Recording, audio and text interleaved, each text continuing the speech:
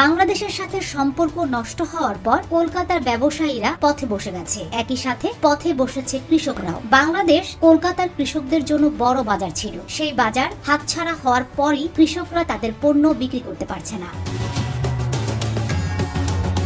পণ্য পচে যাচ্ছে, নষ্ট হয়ে যাচ্ছে। আর এরই প্রতিবাদে ভারতীয় টেলিভিশন চ্যানেল রিপাবলিক বাংলার সিনিয়র এডিটর হিসেবে কর্মরত ময়ূখ রঞ্জন ঘোষের বাড়ি কৃষকরা ঘেরাও করেছে। কৃষকদের অভিযোগ, এই উন্মাদ সাংবাদিকের কারণেই বাংলাদেশের সাথে ভারতের সম্পর্কের অবনতি ঘটেছে।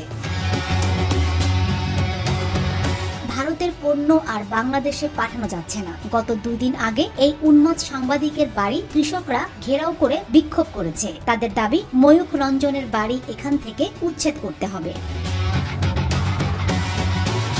বাংলাদেশের সাথে ভারতের সম্পর্ক নষ্টের পিছনে ময়ূখ রঞ্জনকে ভারতের শত্রু হিসেবে আখ্যা দিয়েছে তারা। তাদের কেউ কেউ দাবি তুলেছে তার বাড়ি উচ্ছেদ করে সেখানে পাবলিক টয়লেট করতে হবে। বিষয়টি নিয়ে পুরো ভারত জুড়ে হাস্যরসের জন্ম দিয়েছে। এমনকি মোদী প্রশাসনও কৃষকদের এই পণ্য বিক্রি না হওয়া নিয়ে চিন্তিত। এ কারণেই তারা বাংলাদেশের সাথে এখন সম্পর্ক আবারও জোড়া লাগানোর চিন্তা করছে। বলা যায়, ভারতের সিদ্ধান্তই ভারতের জন্য কাল হয়ে দাঁড়িয়েছে। এদিকে আলু ও পেঁয়াজ রপ্তানি করতে না পারায় ভারতীয় কৃষকদের মধ্যে চরম অসন্তোষ দেখা দিয়েছে। আর এই ধরনের আর্থিক ক্ষতি এবং মানসিক চাপ থেকে মুক্ত হতে অসংখ্য কৃষক আত্মহত্যার পথ বেছে নিয়েছে বহুবার। ভারতের পশ্চিমবঙ্গ এবং মহারাষ্ট্র সহ বিভিন্ন প্রদেশের কৃষকরা তাদের উৎপাদিত পণ্যের ন্যায্য মূল্য না পাওয়ার কারণেও ক্ষোভ প্রকাশ করেছেন।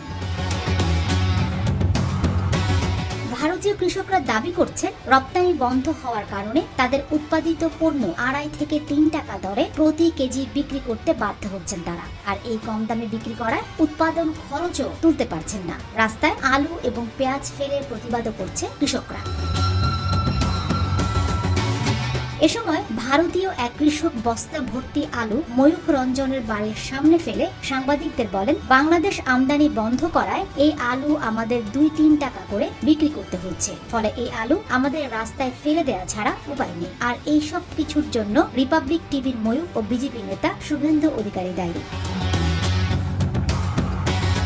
তবে কৃষকরা বলছেন, ময়ূখ রঞ্জন প্রতিনিয়ত মিথ্যা সংবাদের মাধ্যমে বাংলাদেশের সাথে ভারতের বাণিজ্যিক সম্পর্ক নষ্ট করেছে। আমদানি বন্ধ হওয়ায় আমাদের এখন ভিক্ষা করার মতো অবস্থা। এ সময় তাদের স্লোগান দিতে দেখা যায়, মিথ্যা খবর বন্ধ করো, কৃষকদের রুটি রুজির জবাব দাও।